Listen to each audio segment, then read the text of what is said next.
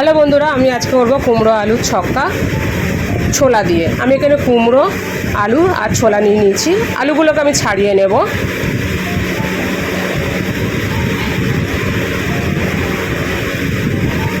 এখানে আমার আলুগুলো ছাড়ানো হয়ে গেছে।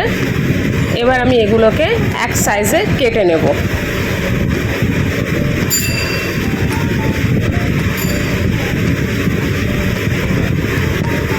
এইভাবে কেটে নিয়ে আমি এটাকে জলে ভিজিয়ে দেব। আমার এখানে আলুগুলো প্রায় কাটা শেষ। এইবার আমি কুমড়োটাকে ছাড়িয়ে নিয়েছি। এবার আমি কুমড়োগুলোকে কেটে নেব। একই সাইজভাবে কাটতে হবে।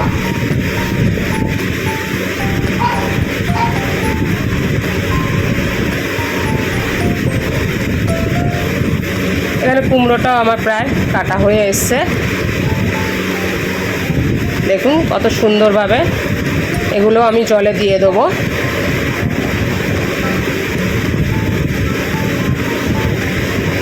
আমি এখানে আগে থাকতে কড়াটা বসিয়ে গরম করতে বসিয়ে দিয়েছিলাম। এখানে তেল দিয়ে দিলাম, সরষের তেল দিয়ে দিলাম, 2টো তেজপাতা, একটা শুকনো লঙ্কা, 5 ফোড়ন, দিয়ে দেবো হিং।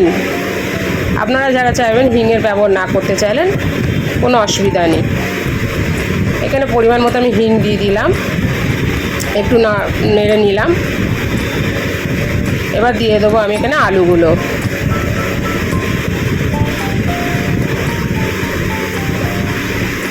আলুগুলো আমি একটু নেড়ে নেবো।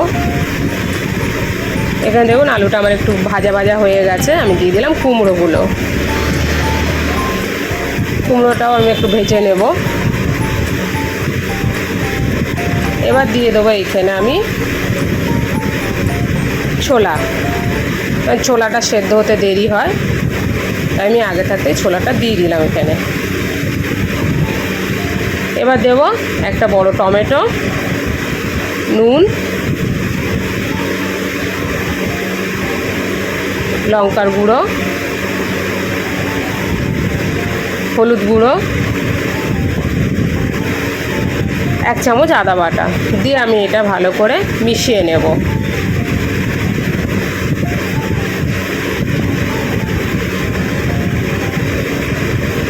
এবার আমি একটু ঢাকা দিয়ে দেবো। ঢাকাটা আমি খুলে আরেকবার নেড়ে নেবো, ভালো করে মিশিয়ে দেবো। যেহেতু আদাটা দিয়েছি আমি এখানে, সুন্দর আমার একটা রসা রসা হচ্ছে। এবার দিয়ে দিলাম স্বাদ মতন মিষ্টি, দিয়ে এটা ভালো করে আমি মিশিয়ে নেব। এবার দিয়ে দেবো এখানে আমি গোটা কাঁচা লঙ্কা, দিয়ে এটা আমি ভালো করে মেশাবো। এখানে দেখুন খুব সুন্দরভাবে জল ছেড়ে গেছে। আমার হয়ে গেছে। লুচি, পরোটা বা রুটির সাথে খুব সুন্দর লাগবে।